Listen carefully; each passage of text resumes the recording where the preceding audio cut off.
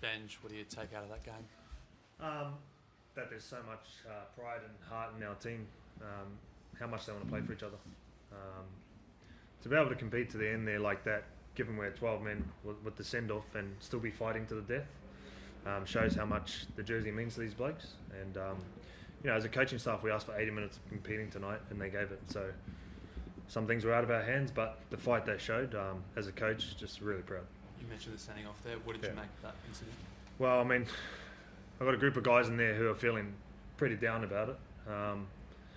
And I guess the easy thing for me to do would be able to come out and say that it was a bad decision, and that he got it wrong. And a sin bin probably would have sufficed, and we've seen plenty of those this season, but I'm not going to say that. You mentioned the heart. I mean, Benj, obviously you've talked a lot about wanting to avoid those straight wooden spoon. Yep. Are you confident if you see that kind of heart for 80 minutes through the next few weeks, we are going to get some results from this team? Yeah, well, what more can you ask for as a coach?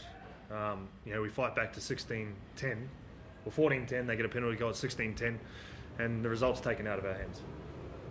But the fight they showed, just pride. We want to win, sure, but that performance from these guys, even though we didn't win, showed me a lot. How's Latu Finer going in there? He failed his HIA, so yeah. I know it's hard after a loss like that, but as Benji said, when they score 3 tries in 6 minutes, there's every chance that really gets away from you. What does it say then to get so close and realistically had a chance to win that as well? Yeah, I think like Benji said, it's just a fight. The boys just competing. Such a young group, but you just showed how much they cared about one another. The energy was great, and obviously the result wasn't there, but the fight was. Benji, do you feel like you actually could have won that game? Like there was that error late in the game as well, and a few little things like kicks not finding touch from a penalty, penalty in possessions, little silly things like that. Do you think you actually could have won that one? Yeah, probably. But again, there's a few things. Offside on a line break could have been a sin bin to them. He gets taken out after he passes it, could have probably been a sin bin to them. But we just don't seem to be on the right side of those calls at the moment. And we weren't given a chance. So, I feel for them. Benj, would you say the heart that the team's showing this year has been the biggest improvement? And I guess as a coach, someone else there last year, it makes you proudest? Well, when they're fighting like they are and not giving up, that makes you proud as a coach, yeah, for sure.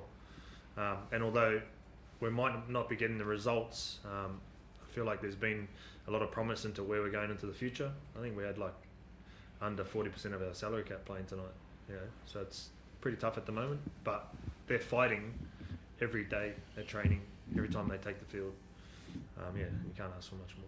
Again, those young guys are standing up all the time. Fatap had a great game tonight. Samuela, always. Yeah.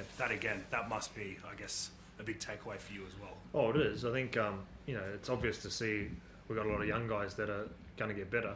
I think we had something like 3 or 4 18-year-olds, a couple of 19-year-olds who, what do you know, 18, 19, but these guys just fight it out. Give them a couple of years and they'll be much better. But Samuela's been a revelation for us this season, how he's played. Lockie doing what he's doing, no one probably expected that from those two blokes in pre-season. So the future is bright, but it still hurts losing now.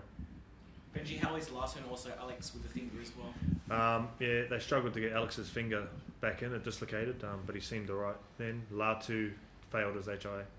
And what do you make of Tim's first match in the NRL? I thought Tim held his gloves up and did some really good things, had a lot of energy, and for someone who didn't train this week with us, I thought he had a really good game.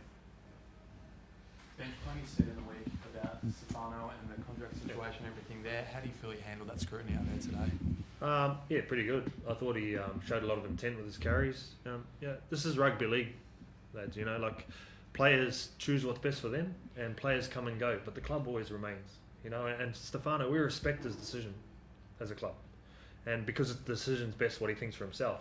But we've got to keep moving forward with what we're doing. And as a club, we will, and we'll keep building. Good. Good. Thanks, John. Thanks, guys.